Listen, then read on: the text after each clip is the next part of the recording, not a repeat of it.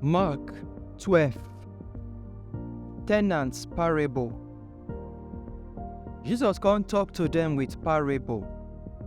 One man plant grape for him farm. He fence am round, dig where they go dey press the wine put.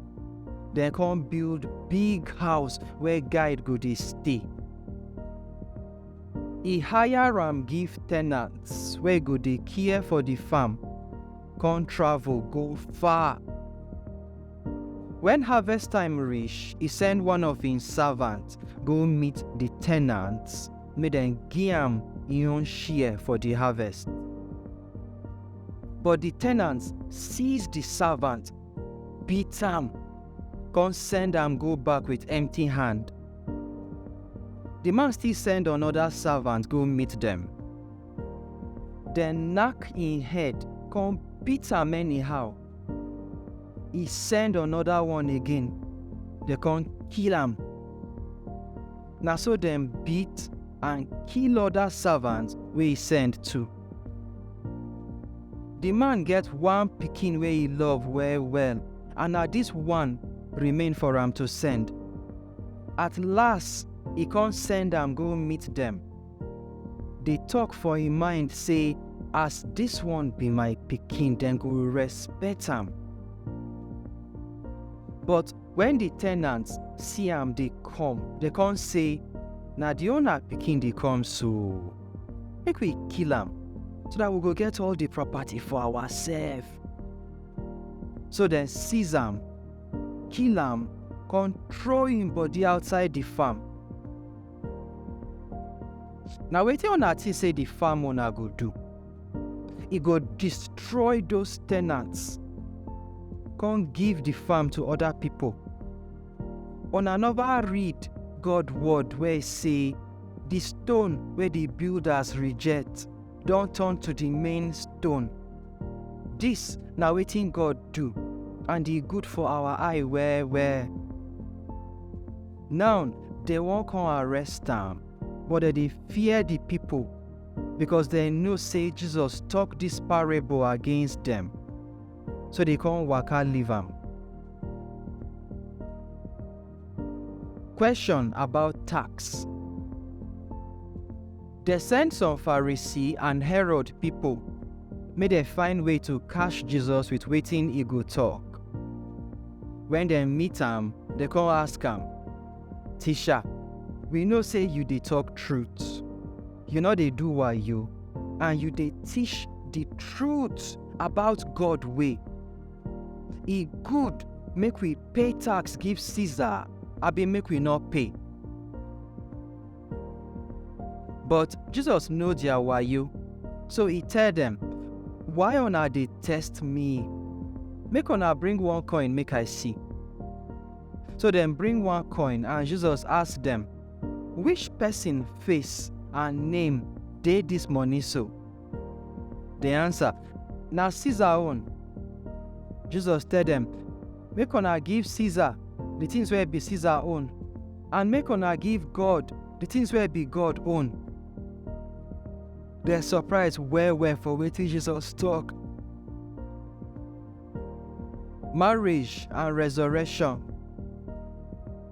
The Sadducee people wey not believe say people go wake up from death come meet Jesus, tell am, "Teacher, Moses write give us say, if man brother die and him wife not born for am, him brother must marry the woman, make dem for born children for the brother wey don die. He get 7 brothers. The first one marry, and when he die, he no get children. The second one come marry the woman, and he no still get pikin before he die. And na so it happen for the third one. Na one for the 7 brothers wey marry the woman get pikin. At last, the woman too can't die. For the time where people go wake up from death, Now which person wife the woman go come be, as e be say all the 7 brothers marry am? Jesus answered them, una no know say una dey deceive una sef, because una no know God word and im power. When people wake up from death, they no go marry again. Instead, they go be like angels for heaven. Now, for the matter about people wey go wake up, una never read for the book where Moses write about the bush where fire dey burn, and how God tell Moses, na me be Abraham, Isaac and Jacob God. God not be God for people wey don die, but na for people wey dey alive. Na big mistake una dey make so. Commandment Wey Big Pass. So one man wey sabi the law come dey hear them argue. When he see say Jesus dey answer them well, he come ask am, which commandment big pass? Jesus answer am, na this be the commandment wey big pass.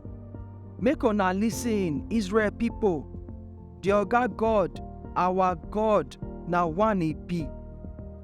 Make una love God, una Oga God, with all una heart, soul and all una power. The second one na make una love una neighbor as una love una self. E no get any commandment wey big pass these 2. The man wey dey teach the law come tell Jesus, na true, teacher. You dey correct for wetin you talk. Na only God be Oga God, and no other God dey apart from am. To love God with all our heart, mind and power, and to love our neighbor as ourselves, big pass all the sacrifice and offerings wey person fit give God. When Jesus see say the man think well before he answer, he can't tell the man, you no dey far from God kingdom. From that time, nobody get the man to ask him any question again. The Mezaya, now which person Pikin he be? As Jesus dey teach for the temple veranda, he come say, why e be say the law teachers dey say Christ na David Pikin? The Holy Spirit's power make David talk say, God tell my Oga God, sit down for my right hand until I go put your enemies under your leg. If David himself called Christ Oga God, how Christ go come take being Pikin again? The people wey gather come dey listen to am with happiness. Warning about people wey sabi the law. When Jesus dey teach, he come say, make una dey careful about the people wey sabi the law. They like to waka about with long clothes, and then like loud greeting for market. The chair wey better pass for synagogue and high table for party, na there dem dey like sit down put.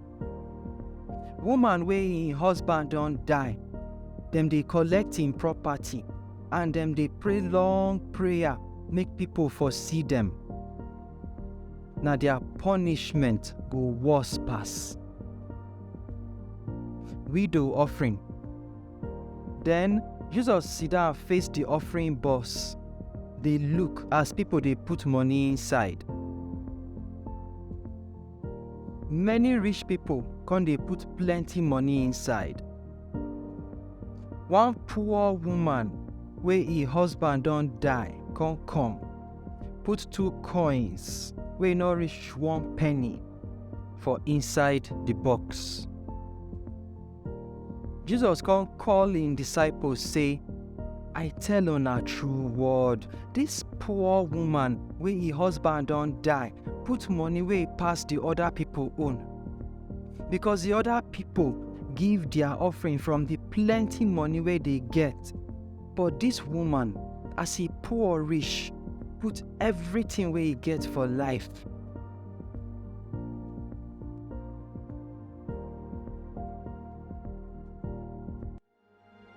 All of us for Barnabas Corner, they say we thank una for watching.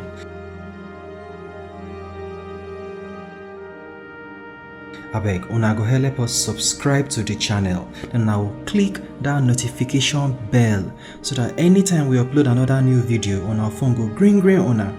Una go help us like the video, una help us share am with una friends, and most important, make una tell us wetin una think for the comment section below. May Baba God bless all of us. Amen.